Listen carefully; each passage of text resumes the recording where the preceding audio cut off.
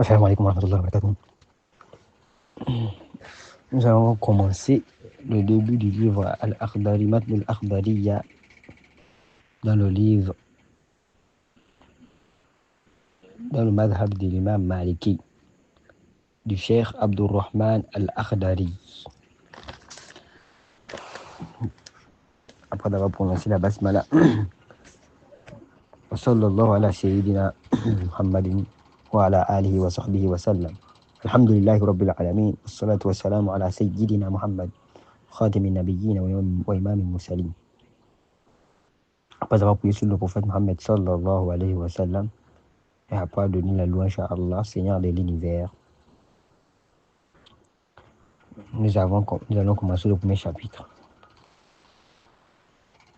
Tout ce qui est obligatoire sur l'être humain, sur le musulman majeur, on va dire. Premièrement, tashihu imani, le fait de purifier d'abord sa croyance, comme toute ignorance. Deuxièmement, le fait de connaître ce qui est obligatoire sur lui, que personne ne peut faire ça par lui-même. Ce qu'on appelle fardu ayn. Ça veut dire que c'est obligatoire sur lui, personne ne peut faire ça. Comme la prière. Personne ne peut faire la prière pour toi, sauf toi-même. La purification. Personne ne peut te purifier à part ta place. Wasiyam et le jeûne. ويجب عليه أن يحافظ على حدود الله. Il est obligatoire sur lui de s'arrêter sur les limites qu'Allah a mis. Et il s'arrête sur les ordres d'Allah et les interdictions. Et il se répand à Allah avant qu'Allah ne se fâche contre lui. Et les conditions de repentir sont au nombre de 4. L'intention n'est plus retenue sur le péché que tu as fait. Regretter le péché que tu as fait. Troisièmement, laisser le péché à l'heure que tu laisses ça immédiatement. Quatrièmement, au rôle de mazolim, et il rend à celui qui a fait l'injustice. S'il a volé les choses de quelqu'un, il parente à la personne qui l'a volé. Si la personne est décédée, il donne ça aux héritiers de la personne. Si les héritiers ne sont pas là, il ne connaît pas. Il fait maintenant une sadaqatun jariya pour la personne. Et il est obligatoire encore, sur le majeur, de préserver sa vue, tout ce qui est interdit. Et il n'est pas permis sur lui de regarder un musulman. Pas un regard qui va nuire le musulman.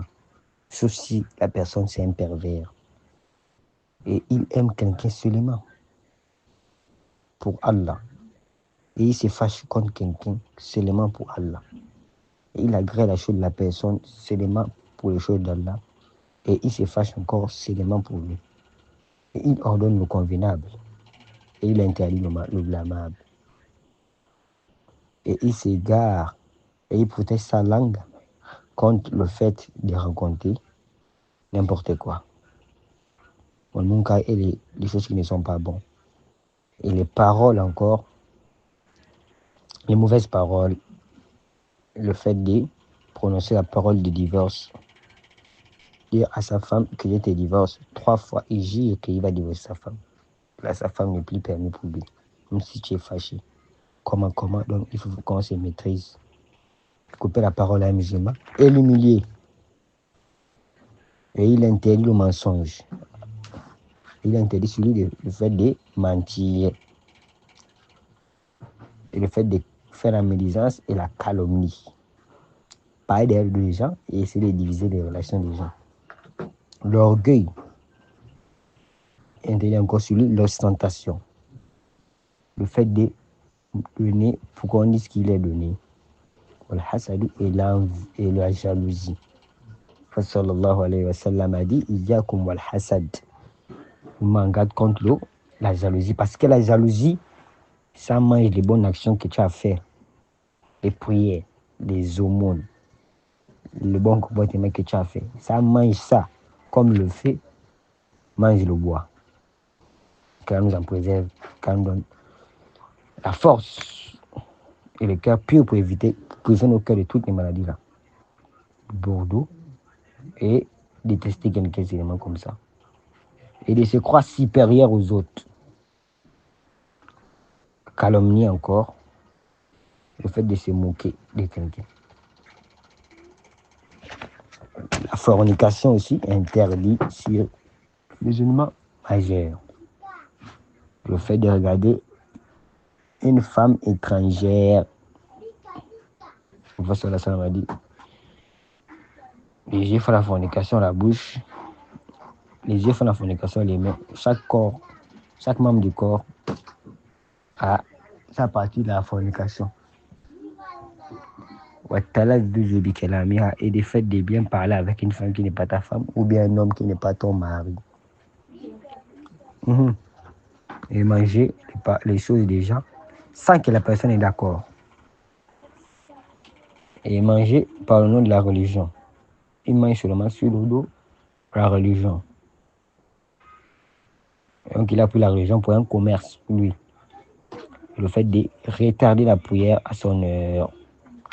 Et il n'est pas permis sur lui d'avoir un ami qui est pervers. Il s'asseoir avec l'ami là, sauf en cas de contrainte. Vous habitez dans la même maison ou bien tu n'as pas le choix. Il faut toujours le conseiller, toujours, mais il n'est pas permis pour toi de faire ton ami. Sinon, il risque de te contaminer. Voilà, qu'Allah nous guide. Et il ne demande pas la satisfaction des créatures à la colère du Créateur. Si quelqu'un te demande d'aller faire quelque chose qu'Allah ne veut pas, il ne faut pas faire. Sallallahu alayhi wa sallam a dit, la ta'ata li makhloukin fi ma'siyatil khaliqi. Il n'y a pas d'obéissance à la créature sur la désobéissance du Créateur. Et il faut savoir qu'Allah te fasse miséricorde, toi qui écoutes. Et il n'est pas permis pour lui de faire un acte sans qu'il ne sache la loi d'Allah sur la chose qu'il a tenté de faire. N'importe quoi que tu fais. Qu'Allah nous guide et nous renferme sur cela. Et il doit savoir aussi que qui ne connaît pas quelque chose, il demande aux connaisseurs. Il ne demande pas à tout le monde. Et il demande à ceux qui suivent la sunna de Muhammad sallallahu alayhi wa sallam. Ceux qui demandent aux gens de suivre ce qu'Allah a demandé, l'obéissance d'Allah. Et ils mettent en garde contre les gens qui suivent le shaitan. Parce que les connaisseurs, à ce moment-là, ils sont divisés en deux. Il y a ceux qui font les bid'ah, ceux qui suivent les pages et ceux qui suivent ce que le prophète sallallahu alayhi wa sallam a dit. C'est que nous, on doit suivre ce que le prophète sallallahu alayhi wa sallam a dit. Parce que c'est ça seulement qu'on peut faire. Dans la religion, on ne fait pas comme on veut. On fait selon ce qu'Allah a dit, le prophète sallallahu alayhi wa sallam. Compréhension des prédécesseurs. Et il n'accepte pas pour lui-même ce qu'il n'aime pas. Ce que les gens là, les gens de l'autre côté disent. Vous voyez un peu, non? Il faut savoir aussi que là, tu fasses miséricorde. Qu'il n'accepte pas pour lui, comme on a dit, ce que les autres là, ce que les autres là font. Il ne faut pas qu'il accepte ça. Même si tout le monde fait, il doit être ferme. On demande à Allah de nous renfermer dans la religion. Et il ne nous laisse pas nous seuls. Ne nous laisse pas nous seuls. Car s'il nous laisse, on est foutus. Ceux qui ont passé leur vie, ceux qui ont mis leur action dans les autres choses en dehors de l'obéissance à Allah. Ils font les adorations, mais ce n'est même pas ce qu'Allah a demandé. Qu'Allah nous préserve de ça. Malheur à eux. Et c'est les fasir. Malheur à eux. Quelle perte pour eux.